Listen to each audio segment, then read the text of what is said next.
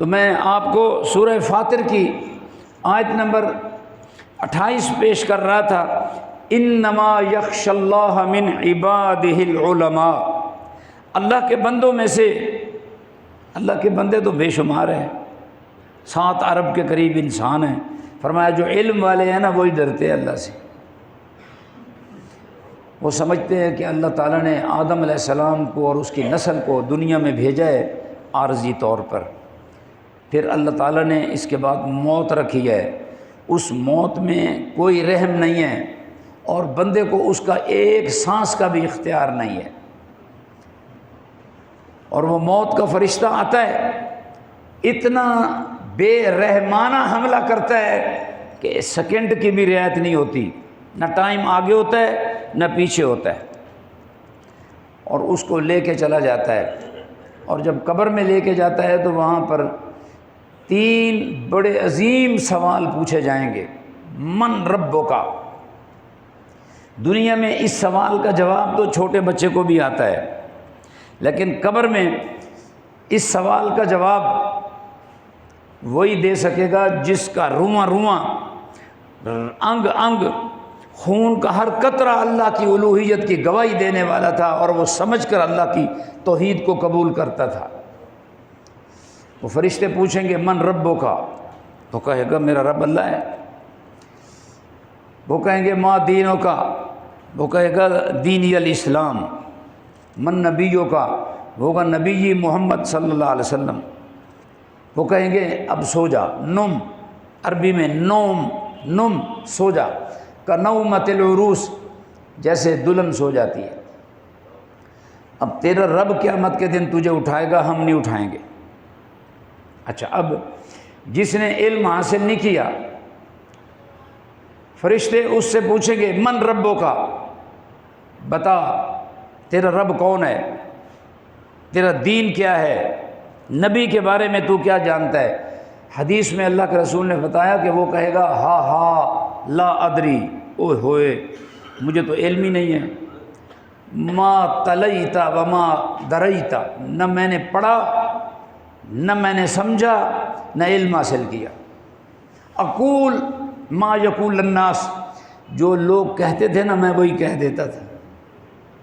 Media میں، یہ social media میں جس بندے کو سننے والے زیادہ ہوتے تھے میں بھی کہہ دیتا تھا بھئی یہی مذہب ہے، یہی دین ہے، نہ میں نے پڑھا۔ علم تو کتابوں میں ہے، سوشل میڈیا پر تو 80% سے زیادہ جھوٹ چلتا ہے۔ میں نے پڑھا ہی نہیں، میں نے سمجھا ہی نہیں، میں نے توجہ ہی نہیں کی۔ جو لوگ کہتے تھے میرا مذہب دین بھی وہی لوگوں والا ہوتا تھا، فرشتے اب اس کو مارنا شروع کر دیں گے۔ پھر قیامت تک یہی معاملہ نیک اور بد کے ساتھ چلتا رہے گا۔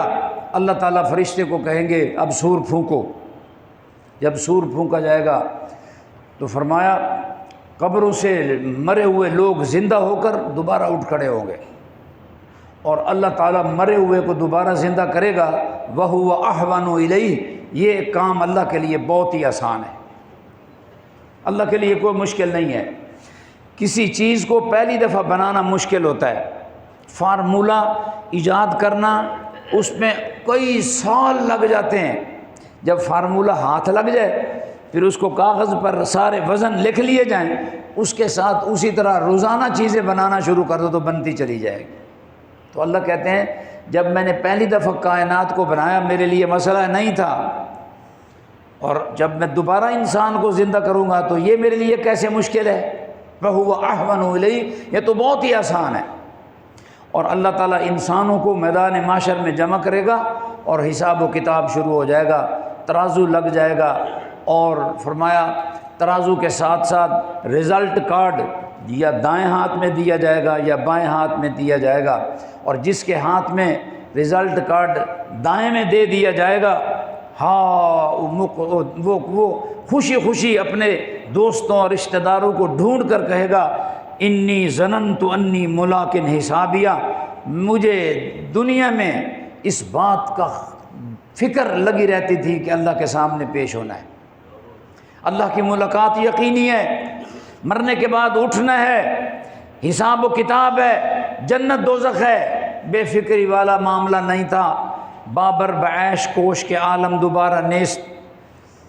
یہ فارسی کا ایک جملہ ہے، شعر کا مصرع ہے کہ دنیا میں مزے کرو، دوبارہ حساب کتاب تو ہونا ہی نہیں ہے، لیکن وہاں تو حساب و کتاب ہے۔ اور میں حساب و کتاب کے بارے میں ہمیشہ نقشہ بنا کے چلتا تھا، زندگی اس طرح سے گزارتا تھا۔ اور فرمایا جس کو نامہ اعمال بائیں ہاتھ میں دیا جائے گا وہ پریشان ہوگا اور کہے گا لم اوت کتابیہ، کاش میرے ہاتھ میں رزلٹ کارڈ نہ دیا جاتا، ولم ادری ما حسابیہ، اور میرا حساب بھی نہ ہوتا، یا لیتہا کانت القاضیہ، کوئی تدبیر کام نہیں آ رہی ہے، ما اغنی انی مالیہ، جو میں نے دنیا میں سٹیٹس اور مال جمع کیا تھا آج وہ بھی کسی کام نہیں آ رہا ہے، حلق انی سلطانیہ، میرے سارے عہدے، سارے تمغے، ساری ڈگریاں فارغ ہیں۔ اللہ اکبر۔ وامتازوا اليوم ایھا المجرمون، اللہ تعالیٰ حکم دیں گے کہ نیکوں اور مجرموں کو الگ الگ کر دیا جائے۔ اور پھر وسیق الذین کفروا الی جہنم زمرا، جنہوں نے اللہ کی آیتوں کا انکار کیا فرشتے ان کو ہانک کر جہنم کی طرف لے جائیں گے، اور جو داروغہ ہے جہنم کے اوپر نگران، وہ ان سے کہے گا کوئی پیغمبر تمہارے پاس نہیں آیا، کوئی رسول تمہارے پاس نہیں آیا جس نے رب کی آیتیں تمہیں پڑھ کر سنائی ہو اور اس دن کی ملاقات سے تمہیں ڈرایا ہو؟ وہ کہے گا بلا، کیوں نہیں؟ اللہ کے پیغمبر، صحابہ، تابعین، تبع تابعین، علماء حق دنیا میں آتے رہے، مگر ہماری نیت میں فطور تھا، ہماری سوچ میں فتنہ تھا اور شر تھا، ہم نے ان کا مذاق اڑایا اور اللہ کی آیتوں کا انکار کیا۔ اللہ اکبر۔ اب فرشتے ان کے لیے گیٹ کھولیں گے اور انہیں کہیں گے فادخلوہا خالدین، جہنم میں ہمیشہ کے لیے داخل ہو جاؤ۔ یہ سورہ زمر کا آخری رکوع ہے۔ اللہ اکبر۔ بڑی افسوس کی بات ہے، تھوڑا سا لیبوریٹ بھی کر دیں نا، دائیں بائیں بھی معاملات کو ساتھ ساتھ لے کے چلیں تو بات جلدی سمجھ میں آ جاتی ہے۔ ہمارے اکثر علماء قرآن مجید کو اگر ترجمے سے پڑھ رہے ہو نا، آپ اعتکاف میں بیٹھے ہوئے ہو مسجد میں، اور مسجد کا خطیب اور عالم اور مفتی قرآن ترجمے سے پڑھتا ہوا دیکھ لیتے، وہ کہے گا تم نہ پڑھا کرو، گمراہ ہو جاؤ گے۔ اور کہتے ہیں ذاکر نائک بھی گمراہ ہے۔ ایک شیعہ نے کہا، ہمارا ایک شیعہ بھائی تھا، ملاقات تھی اس کے ساتھ، اس نے کہا ذاکر نائک بہت بڑا شر ہے، بہت بڑا فتنہ ہے۔ اچھا بھی کیسے فتنہ ہے؟ کہتا ہے بس جی فتنہ ہے۔ آج وہ مولویوں سے سنا ہوا تھا نا، عقل تو استعمال کرنی نہیں۔ یہ جو ان کبھی آرمی والے جو ہے نا مغز لے لیتے ہیں، اس نے کہتے ہیں کہ یہ جو ہم نے بیج لگایا نا، تم نے اتنا سوچنا ہے، زیادہ نہیں سوچنا۔ اور جو پیر ہوتے ہیں نا، یہ بھی عقل لے لیتے ہیں۔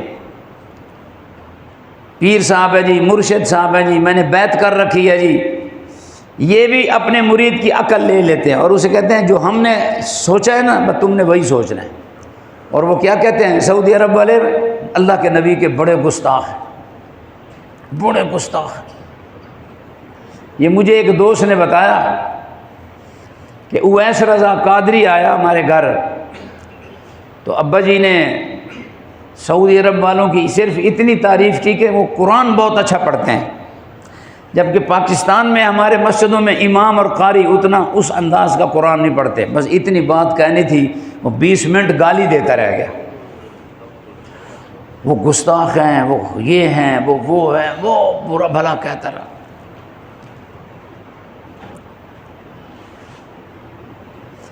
تو یہ پیر حضرات نا عقل نکال لیتے ہیں۔